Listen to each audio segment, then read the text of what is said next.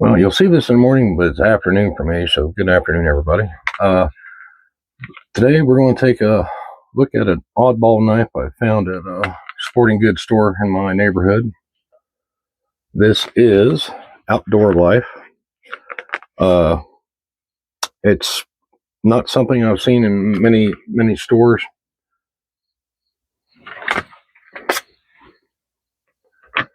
Fixed blade knife.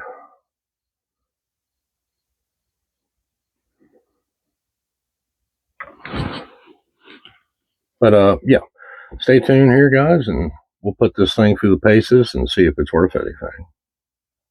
All right, real quick, guys. It's like one of them kind of thermoplastic sheaves. It had a tech lock on it, and I removed it. Fairly thin stock, and this thing is fairly light. Whether that's a true full tang, I'm not 100% sure, but we do got these screws that do go all the way through. I highly doubt if there's any cutouts in that, but it's the way this is made. I can't really remove that to tell. We have a lanyard hole, but it's got a brass tube in it, but it hasn't been rounded over, so I don't know how well cordage in there will hold up before it gets cut or, kind of abraded through. I can't totally remember the price of this. I'm thinking it might have been $14.99, $20 tops, but it did come good and sharp. It has more of a hollow grind profile to it, and it does slice good. It does really good at food prep. But let's see how good she does at woodworking. Okay, we got some really nice small or thin curls I'm getting off that.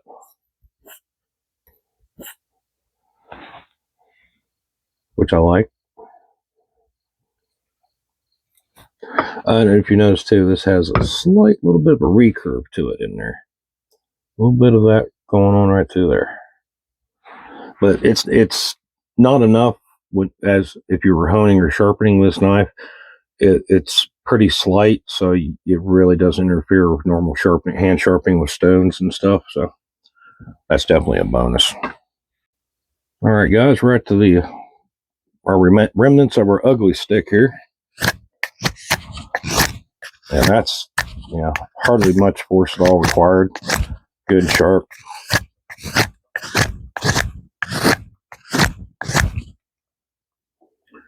So yeah, that's not bad.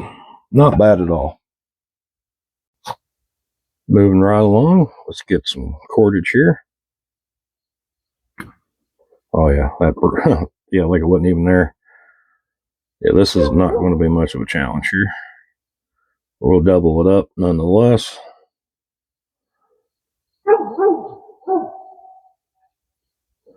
Come on now, work with me. Oh yeah. Went right through that like it wasn't there.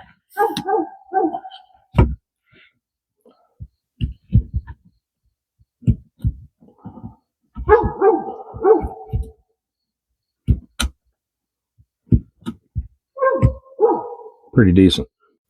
I would like to say though, now before we get going too far into this, I'm not saying it can't be done, but for a serious bushcraft kind of knife, whereas this has the size and profile, the hollow grind, and this is like a HCR13 MOV steel.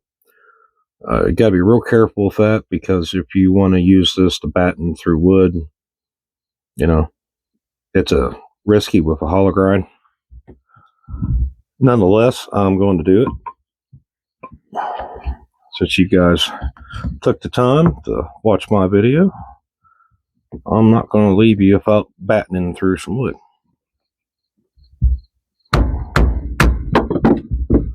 Well, goodness, that one went clean outside. There. We'll just get this smaller piece.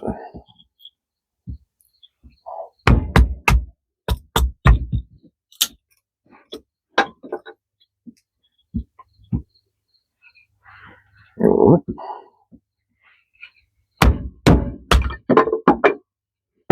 that didn't seem to be of any detriment to the knife. The edge is still holding out pretty good. You know the drill, guys. I got to get this cardboard in the test here because, like I said, this is a pretty good test of its ability to hold an edge. All right, that cut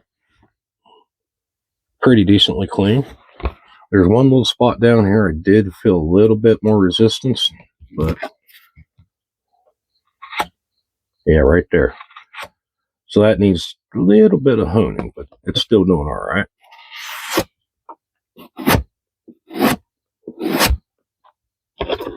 Yeah, that's not too bad. All right, real quick. Drag the camera in for you guys real quick. We'll see if she'll shave some hair for us. Oh yeah, no problem.